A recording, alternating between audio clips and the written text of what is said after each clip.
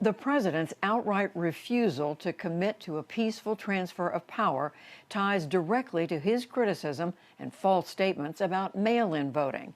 Mail-in ballots are expected to hit a record level in this election. The president insists they can't be trusted, but many state officials say otherwise. We're going to discuss President Trump's unprecedented statement shortly.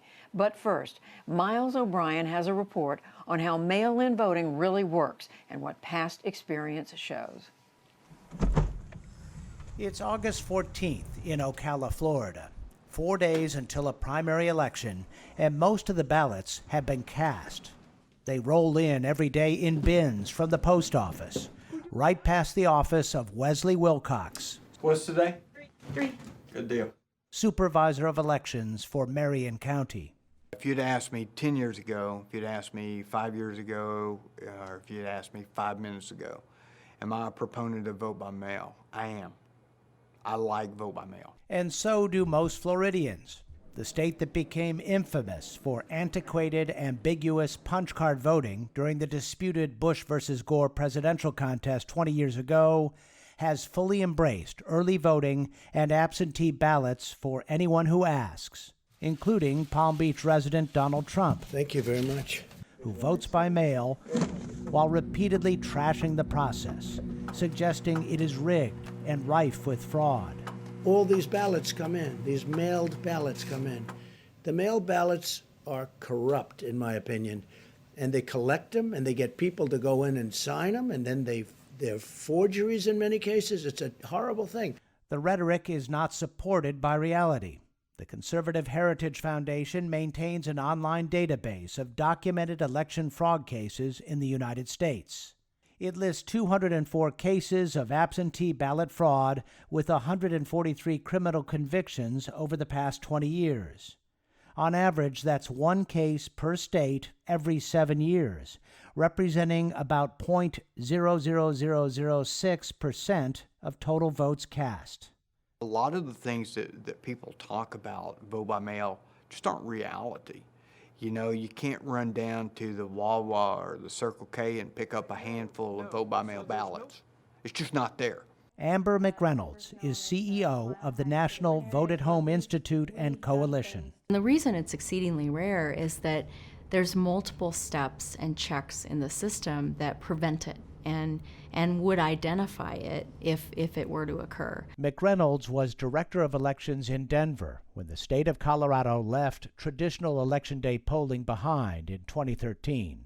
In Colorado, every active registered voter gets a ballot in the mail automatically.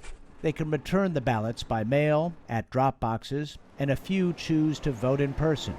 Jocelyn Bucaro is Amber McReynolds' successor. We only had about 1% of our voters in the state primary vote in person.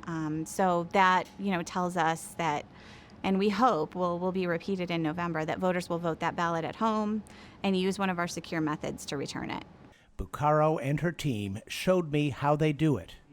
Ballot envelopes here are imprinted with an intelligent mail barcode, a number unique to each voter, which allows tracking through the mail.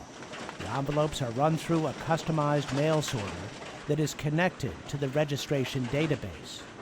Drake Ramke is a project coordinator here. So anytime I run this machine, it's got the most up-to-date information. So if somebody voted in person an hour ago, and then we get their mail ballot that comes through, it's going to be kicked out as void because they voted in person out front. So it's real time. Signatures are initially checked with software. About 20% are automatically accepted that way. The rest are verified, along with 2% of the machine choices to double-check its performance. We do extensive training both internally, and then we bring in a handwriting expert that has worked with the FBI prior to every election to give more tips.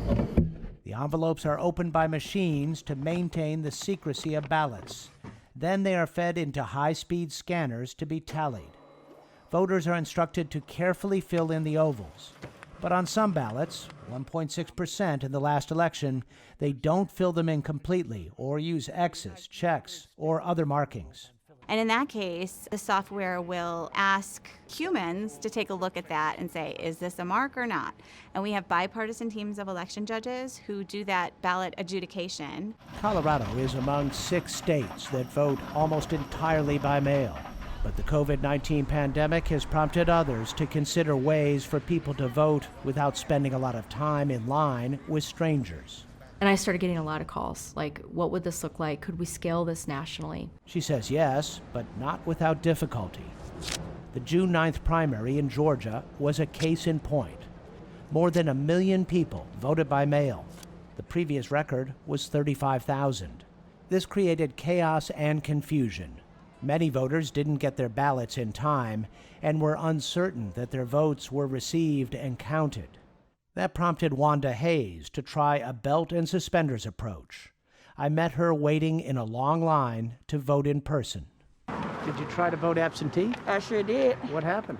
Well, I received my ballot and I sent it in, but I don't know if it was received or not. So, So you want to make sure? yes, right. Secretary of State Brad Raffensperger says 1,000 Georgians double voted in the June primary and August runoff. The announcement gave some traction to President Trump's critique of mail-in voting and his suggestion to supporters to try and vote twice. But Raffensperger warned the public that what the president is encouraging people to do is a crime. Double voting is a felony.